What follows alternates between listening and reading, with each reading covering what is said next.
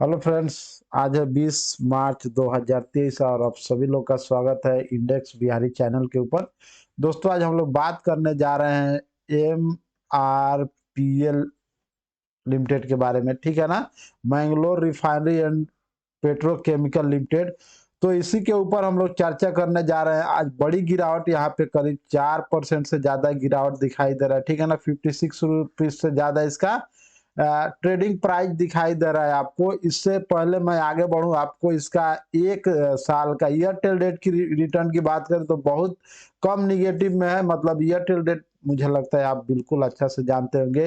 इस साल यानी 1 जनवरी 2023 से हम लोग ईयर टिल डेट बोलते हैं, ठीक है ना। अगर 1 ईयर की बात करें तो ये 35% से ज्यादा का पॉजिटिव रिटर्न दिया, बहुत अच्छी बात है। लेकिन अगर हम लोग 5 साल की बात करें तो ये 50% करीब ये क्या है, निगेटिव रिटर्न दिया है। 5 साल में ये रिटर्न बिल्कुल भी बहुत बकवास हो जाता है, ठीक है ना।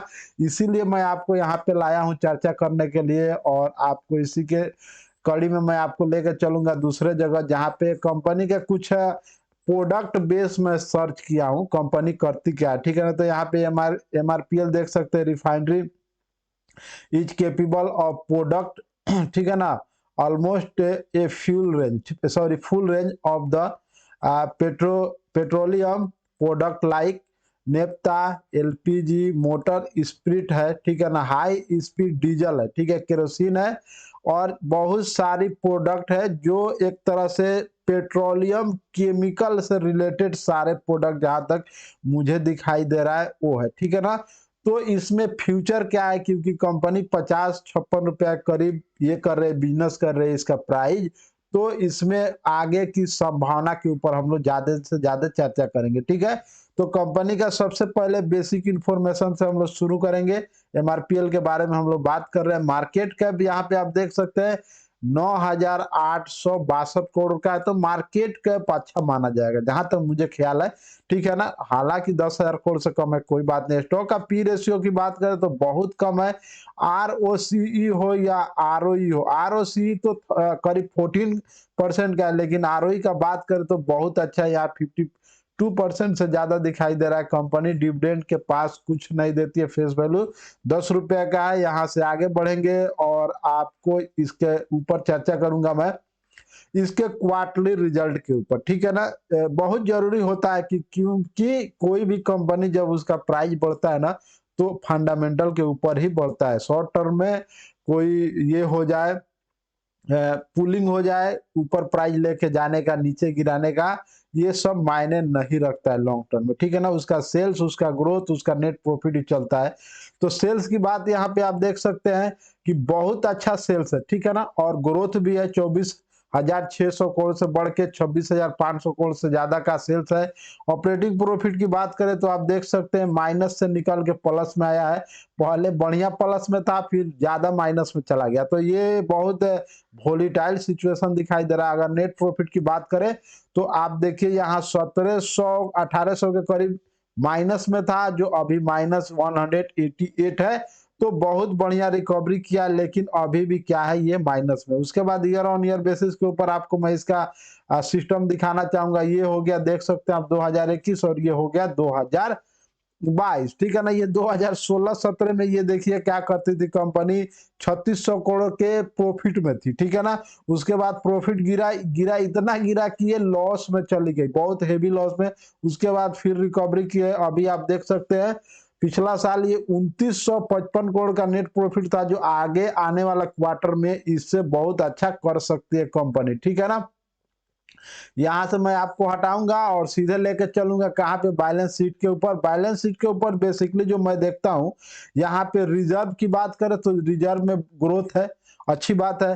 अगर बोरोइंग की बात करें तो यहाँ पर थोड़ा सा घटते हुए दिखाई दे रहा है। ये देख सकते हैं आप 21,000 करोड़ से घट के यहाँ पे 18,000 करोड़ हुआ। तो यहाँ पे थोड़ा सा मुझे पॉजिटिव लग रहा है। उसके बाद मैं चलूंगा सीधे इन्वेस्टर के ऊपर, जिसको हम लोग ये बोलते हैं शेयर होल्डिंग पैटर्न बोलते हैं। यहाँ पे चलेंगे और शेयर होल्डिंग पैटर्न यहाँ पे आप देख सकते हैं। प्रमोटर का जो ग्रुप है उन लोगों के पास करीब 88% से ज्यादा स्टेक है, ठीक है ना। उसमें यहाँ पे oil and natural gas corporation देख सकते हैं, मैं सर्च किया हूँ, और यहाँ पे oil and natural gas production India limited का इसमें ये है, ठीक है ना, स्टेक है। उसके बाद इनका भी स्टेक है। यहाँ पे आप देख सकते हैं हिंदुस्तान पेट्रोलियम कॉर्पोरेशन का। एफआईआईज की बात करें तो बहुत लो स्टॉक है और काफी ज्यादा ये लोग पिछला क्वार्टर में सेल भी किया है।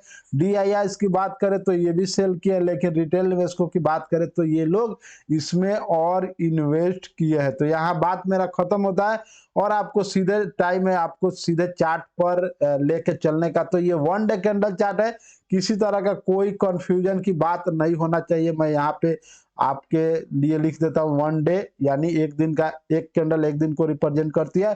तो ये जब गिर जाता है अपने सपोर्ट लेवल के पास आता है, वहां से फिर रिकवरी करता है। और यहाँ पे आप जो जिसको मैं जिग करके लिख रहा हूँ, ये 200 डेज का ईएमए यानी एक्सपोनेंशियल मूविंग एवरेज की लाइन है। तो प्राइस जो बहुत ज्यादा कमजोर हो जाती है, तो 200 डेज का जब एक्सपोनेंशियल मूविंग एवरेज का लाइन ऊपर चला जाता है ना, तो अक्सर प्राइस वहां से पुल डाउन भी हो जाती है। यहाँ पे आप देख सकते हैं वहां पे सेलिंग प्रेशर हावी हो जाता है।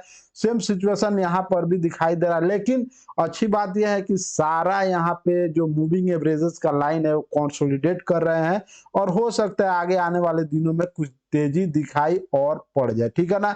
इसी के लिए मैं आपको इसका 1 मंथ कैंडल चार्ट आपके सामने प्रेजेंट करना चाहूंगा। देखिए यहाँ पे जब ये हाई बनाया था करीब 150 रुपए का हाई, वहां से गिरा है तो रुकने का नाम नहीं लिया है, और काफी नीचे लो बनाने के बाद रिकवरी हुआ है, फिर से हाई बनाया है, ठीक है ना, 100 से बहुत ज्यादा का हाई, फिर नीचे गिरा है। अभी ये जो मैं आपको बताना चाहूं, तो सारे यहाँ पे ये कंसोलिडेट किया है मूविंग एवरेज को, ठीक है ना। 1 मंथ कैंडल चार्ट है, ये शब्दों पर ध्यान दीजिए।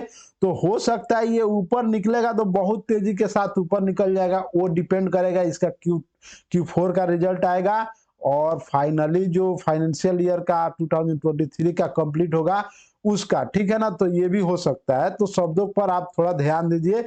मैं ये बोलना चाहूंगा, अगर आप इसमें न्यू बाइंग करना चाहते हैं तो कर सकते हैं। आपको करीब यहाँ के करीब में 47 रुपीज के करीब आपको स्टॉप लॉस लेना पड़ेगा, ठीक ठीक है ना। स्टॉप लॉस लेके मुझे लगता है कि आपको चलना चाहिए। अगर रिजल्ट खराब आता है तो आप मार्केट से एग्जिट कर जाए तो बेहतर हो सकता है, ठीक है ना। और अगर ऊपर जाता है तो अच्छी बात है, अगर इस लाइन को क्रॉस करके ये 60 रुपया को क्रॉस करता है तो और पॉजिटिव बात हो सकती है कि ऊपर खींच सकता है। जो भी होगा मार्केट अब जिस तरह से इसको प्रिडिक्ट करेगा कि Q4 का रिजल्ट कैसा आने वाला है, उसी बेस पर होगा। आपको लेकर चलूंगा NSE के साइड के ऊपर, और यहाँ पे क्या चल रहा है देखिए। यहाँ पे 1 वीक का मैं यहाँ पे ये निकाला हूँ, आज तक का भी कितना इसमें डिलीवरी उठाया जा रहा है। तो देखिए मात्र 15% डिलीवरी, 20%, 21%, 27%, 36%, तो बहुत ज्यादा इसमें डिलीवरी फिलहाल उठाते हुए दिखाई नहीं दे रहा है। तो हो सकता है कि अभी इसमें फॉल डाउन का खतरा भी बना है। तो मुझे लगता है कि आपको थोड़ा सा बड़ा स्टॉप लॉस मैं बताया हूं, इसलिए बताया हूं कि मार्केट के वोलेटिलिटी से आप बाहर ना निकल जाएं, इसीलिए मैं थोड़ा सा आपको बड़ा स्टॉप लॉस लगाया हूं। अगर आप चाहें तो और छोटा भी स्टॉप लॉस लेके चल सकते हैं, या फिर अगर आप अपने पोर्टफोलियो का बहुत छोटा पैसा निवेश करना चाहते हैं तो बिना स्टॉप लॉस के भी चल सकते हैं, क्योंकि ये वोलेटाइल सिचुएशन से जैसे इसका रिजल्ट आता है वैसे इसका प्राइस भी चलता है। तो बाकी वो तो आप पर डिपेंड करेगा कि आपको करना क्या है। कुछ भी करिए तो अपने फाइनेंशियल एडवाइजर से कंसल्ट करिए, खुद का रिसर्च करिए, और कोई भी फाइनेंशियल डिसीजन लीजिए तो उसका मेजोरिटी के साथ उसका रिस्पॉन्सिबिलिटी खुद ही लीजिए, ठीक है ना। ओवरऑल मैं बोलना चाहूंगा, अभी तक वीडियो में बने हुए हैं तो आपको स्टॉप लॉस लेके इसमें काम करना चाहिए, और बहुत ज्यादा अपने पोर्टफोलियो का पैसा इसमें नहीं डालना चाहिए फिलहाल, जितना मुझे लगता है, ठीक है ना। हालांकि आने वाला दिनों में ऊपर चला तो अच्छा रिटर्न भी दे सकता है। तो मुझे लगता है काफी ईमानदारी से मैं आपको बात बता चुका हूं। तो वीडियो वाइंड अप कर रहा हूं। वीडियो अच्छा लगा हो तो लाइक करते जाइए, और चैनल पे फर्स्ट टाइम आए हो तो सब्सक्राइब तो आपको करना बनता है। Thank you gentleman.